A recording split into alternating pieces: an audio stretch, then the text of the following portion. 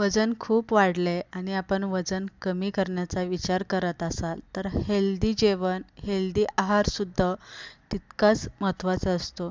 वजन कमी करताना सगळ्यात महत्त्वाचं आपण काय कमी करतो तर तेलकट खाणं कमी करत असतो आणि असा हलकासा आहार पण ज्यामधनं आपल्याला कॅल्शियम, ताकद, सगळं आयर्न, प्रोटीन भेटेल असे पदार्थ आपण आपल्या आहारामध्ये समावेश करत असतो.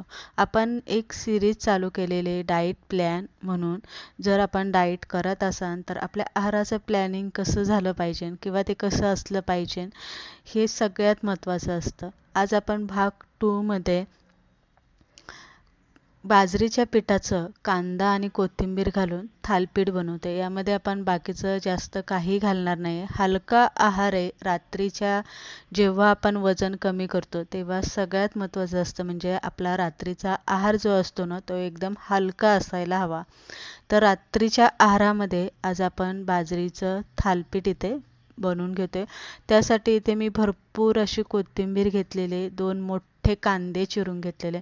आता इथे थालीपीठ बनवताना कांदा जरासा मोठा चिरायचा आहे आणि इथे जो लाल भोपळा असतो आपला गोड भोपळा तो इथे मी किसून घेतलेला आहे. तो यामध्ये आवर्जून घालायचा आहे.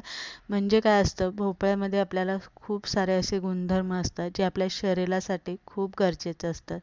त्यानंतरनं आलं, लसूण, हिरवी मिरची, जिरं आणि ओवा यांचा मी ठेचा करून घेतलेला आहे. तो यामध्ये घालायचा आहे आणि बाकीचे जे मसाले आपण भाजीसाठी वापरतो ते अगदी आपल्याला इथे थोडे थोडे वापरायचे.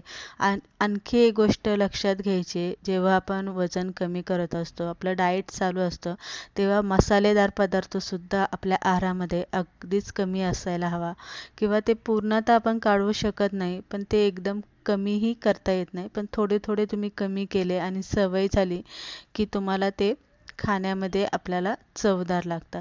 नंतर यामध्ये चवीप्रमाणे मीठ घाला आणि अर्धा लिंबू पिळून मी घातलेलं आहे. सगळं मिक्स केलं. बाजरीचं पीठ मी इथे घेतलेलं आहे. आता इथे मी कोणतंही दुसरं पीठ घेतलेलं नाही आहे. बाजरीचं पीठ मी इथे घेतलेलं आहे आणि हे पीठ आपल्याला घालून थोडं थोडं पाणी घालून जसं आपण भाकरीला पीठ मळतो अगदी तसंच आपल्याला हे पीठ इथे मळून घ्यायचं आहे. मळून घेतलं की लगेच करायला घ्या, कारण कोथिंबीर आणि कांद्याला आणि भोपळ्याला लगेच पाणी सुटतं, पातळ व्हायला नको म्हणून. एक कपडा घ्या, असा कॉटनचा रुमाल घ्या स्वच्छ असा चांगला आणि तो पाण्यामध्ये पिळून घ्या. नंतरनं त्यावरती आपल्याला थालीपीठ थापून घ्यायचे किंवा तुम्ही भाकरी थापता अगदी तसंही पीठ लावून भाकरी थापली तरी चालेल किंवा हातावरती थापलं तरी चालेल किंवा डायरेक्ट असं तेल घालून पॅनवरती छोटे छोटे थालीपीठ थापले तरी चालेल. पण कपड्यावरती थापलं की आपल्याला पातळही थापता येतं आणि व्यवस्थित तव्यामध्ये किंवा पॅनमध्ये आपल्याला ते घालता येतं. आता एक छोटासा गोळा घेतलेला आहे, त्यानंतरनं इथे थापून घेतलेलं आहे. थोडंसं हाताला पीठ चिटकत होतं म्हणून मी पाण्याचा ओलसर हात केला आणि थापून घेतलेला. मध्ये असे 5-6 होल करायचे म्हणजे काय होतं तेल पण घालता येतं आणि वाफेने आपले थालीपीठ जे आहे ना ते चांगलं शिजतं. थालीपीठ आता इथे जास्त असं चपातीसारखं पातळ करू नका. भाकरी जशी आपली असते अगदी तसंच थापून घ्या आणि नंतरनं पॅनला थोडंसं तेल किंवा तुमच्याकडे बटर असेल किंवा घरची जर तुमच्याकडे मलई असेल तर तुम्ही ती वापरली तरी चालतं किंवा लोणी सगळ्यात उत्तम असतं, पण तेवढंसं आपल्याकडे नसतं. त्यामुळे आपलं साधं जे तेल असतं तेच इथे आपण वापरणार आहे. आता पहिलं पॅनवरती तेल घालून थालीपीठ घालून घ्यायचं, वरनंही तेल सोडायचं, झाकण ठेवायचं आणि 1 मिनटं मीडियम गॅसवरती थालीपीठ आपल्याला इथे चांगलं शिजवून घ्यायचं. झाकण ठेवल्यामुळे काय होतं पीठ पटकन शिजलं जातं आणि कांदा, कोथिंबीर जो आपण भोपळा घातलाय तोही व्यवस्थित शिजला जातो आणि पचायला पण मग हलकं होतं, हे लक्षात घ्यायचं. दोन्ही बाजूने उलटं पालटं करून चांगलं शेकून घ्यायचं. कच्चं वगैरे अजिबात ठेवू नका.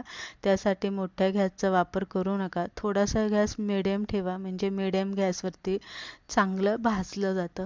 सगळ्यात महत्त्वाचं म्हणजे थालीपीठ जास्त कडक अजिबात भाजायचं नाही. जर तुम्ही ते कडक भाजलं तर ते वातड होतं. त्यामुळे व्यवस्थित आपण जशी भाकरी भाजतो अगदी तसंच मऊ असं भाजून घ्यायचं. दुसरं सुद्धा मी इथे बनवून घेतलेले आणि शक्यतो थालीपीठ गरम असतानाच खाण्याचा प्रयत्न करा. गरम गरम थालीपीठ दह्याबरोबर खायला खूप छान लागतं. तर इथे 2 थालीपीठ बनवून घेतलेले. आता रात्रीचा माझा हा वजन कमी करण्याचा आहार आहे आणि मी 2 थालीपीठ आणि एवढी वाटीभर दही खाऊन आपलं जेवण संपवणार आहे. तर या पद्धतीने डाएट प्लॅन भाग 2 मध्ये आज आपण बाजरीच्या पिठाचं थालीपीठ कसं बनवायचं ही रेसिपी बघितलेली. हेल्दी आहे आणि पौष्टिक सुद्धा आहे.